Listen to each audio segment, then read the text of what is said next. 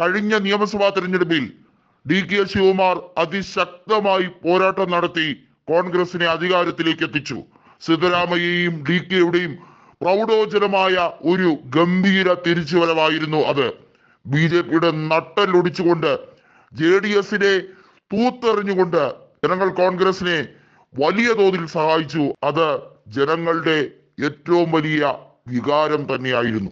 ഇപ്പോഴിതാ ലോക്സഭാ തെരഞ്ഞെടുപ്പിൽ 28 സീറ്റിൽ 28 സീറ്റും നേടിയെടുക്കുമെന്നാണ് DK ജനങ്ങളോട് പറഞ്ഞിരിക്കുന്നത്. അതിനുവേണ്ടി DK ശിവകുമാർ തന്നെ കളത്തിൽ ഇറങ്ങിയിരിക്കുകയാണ്. ലോക്സഭാ തെരഞ്ഞെടുപ്പിൽ അദ്ദേഹം മത്സരിക്കും എന്ന് വ്യക്തമായി കഴിഞ്ഞിരിക്കുന്നു. കഴിഞ്ഞ നിയമസഭാ തെരഞ്ഞെടുപ്പിൽ കർണാടക അസംബ്ലിയിൽ റെക്കോർഡ് ഭൂരിപക്ഷത്തിലാണ് കനകപുര നിയമസഭാ മണ്ഡലത്തിൽ നിന്ന് ജയിച്ചത്. അതായത് 1,22,000 വോട്ടിന്റെ ഭൂരിപക്ഷത്തിലാണ് അദ്ദേഹം കനകപുരയിൽ നിന്നും ജയിച്ചു കയറിയത്.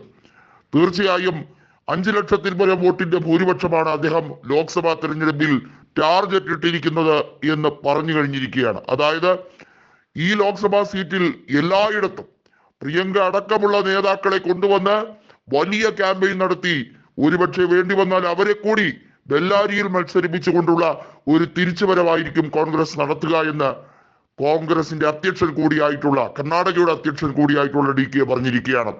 സിദ്ധരാമയ്യ ഒരു കാര്യം പറഞ്ഞിരിക്കുന്നു, ഇക്കുറി ദക്ഷിണേന്ത്യയിൽ നിന്നും കോൺഗ്രസിന് ഏറ്റവും അധികം സീറ്റ് ലഭിക്കുന്നത് കർണാടകയിൽ നിന്ന് തന്നെയായിരിക്കും.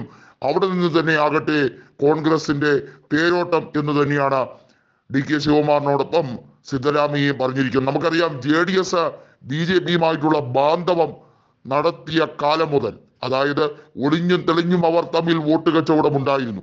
കോൺഗ്രസിനെ ഏറ്റവും കൂടുതൽ തകർത്തിട്ടുള്ളത് JDSന്റെ ഈ വോട്ട് കച്ചവടം തന്നെയായിരുന്നു. എന്നാൽ ജനങ്ങൾ അത് തിരിച്ചറിയാൻ തുടങ്ങിയ നിമിഷം മുതൽ JDSന് നഷ്ടമായത് അവരുടെ അസ്തിത്വം തന്നെയായിരുന്നു എന്നുള്ളത് എടുത്തു പറയണം.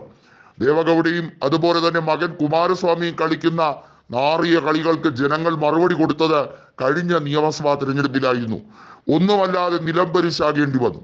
അതിലെ പ്രവർത്തകർ മുഴുവൻ, പ്രത്യേകിച്ച് ന്യൂനപക്ഷ വിഭാഗങ്ങളിലുള്ളവരും അതുപോലെ തന്നെ മൈസൂർ മാണ്ഡ്യ മേഖലയിലുള്ള ശക്തരായ പ്രവർത്തകർ, അതുപോലെ തന്നെ കൗൺസിലർമാർ, അവിടെയുള്ള തദ്ദേശ സ്വയംഭരണ തെരഞ്ഞെടുപ്പിലൂടെ ജയിച്ചു വന്നവർ, അവരൊക്കെ കോൺഗ്രസിലേക്ക് ചേക്കേറുന്ന കാഴ്ചയാണ് കാണുന്നത്.